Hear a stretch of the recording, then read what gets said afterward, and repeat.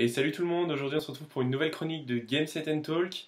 Et aujourd'hui je vais vous parler du portrait d'Alexander Zverev, qui est un jeune pousse allemand qui fait beaucoup parler de lui en ce moment, puisque il a vraiment une année 2017 exceptionnelle pour son âge.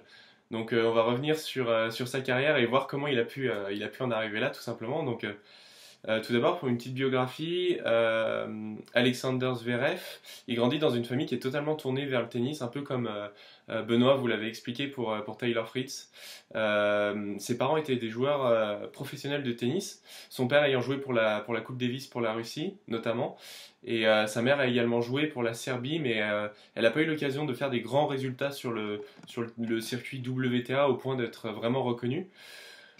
Comme vous devez le savoir, Alexander Zverev a aussi un frère qui est Misha Zverev, qui a 10 ans de plus que lui. Et avec un cadre pareil, il est évident qu'Alexander puisse s'engager aux côtés de son frère pour s'entraîner dur.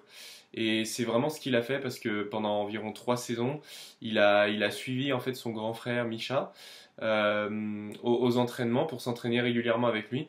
Et surtout, ses parents l'ont vraiment entraîné, l'ont vraiment poussé à prendre ses marques pour qu'il puisse prendre la suite de son grand frère, tout simplement. Alors aujourd'hui, les deux grands frères sont dans le top 30, donc ça réussit plutôt bien, mais voilà.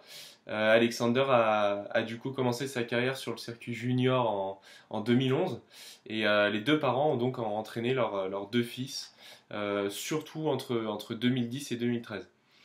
Concernant Alexander, entre 2011 et 2013, il bondit vraiment au classement junior au point de terminer l'année 2013 numéro 1 mondial chez les juniors.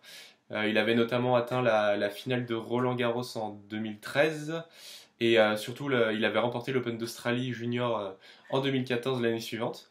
Et c'est vraiment là-dessus qu'Alexander va pouvoir commencer sa carrière pardon, chez les pros. Par ailleurs, il y a une autre anecdote aussi, parce que seuls Nadal, Gasquet, Tomic, Del Potro et Djokovic avaient remporté leur premier tournoi Challenger. Et Alexander Zverev s'est ajouté sur cette liste quand il avait 17 ans. Et c'est d'ailleurs là-dessus qu'il va vraiment être pointé du doigt pour pouvoir mener un petit peu la nouvelle génération. Aujourd'hui, on dit que c'est le leader de cette nouvelle génération. Et aujourd'hui, Alexander Zverev, on sait que voilà, il est maintenant dans le top 10 et en fait, il s'est révélé définitivement au grand public sur le tournoi de Hambourg en 2014. Alors, c'est un tournoi qui a lieu sur terre battue. Et Zverev, durant cette semaine-là, a enchaîné vraiment les grosses perfs pour son âge, puisqu'il avait sorti Robin Haas, Santiago Gilardo, et surtout il avait sorti Mirai Youzhny, qui était à l'époque encore membre du top 20.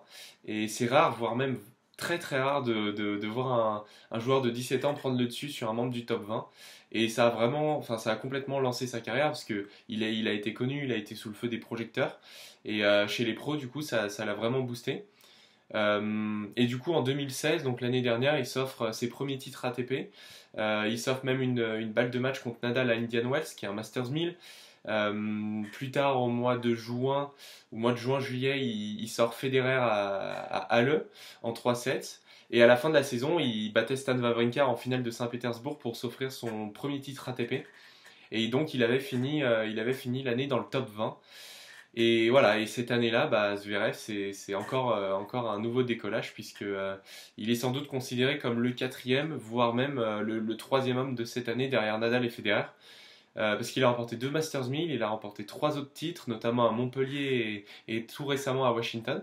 Et donc là, du coup, il est confortablement installé dans le top 10.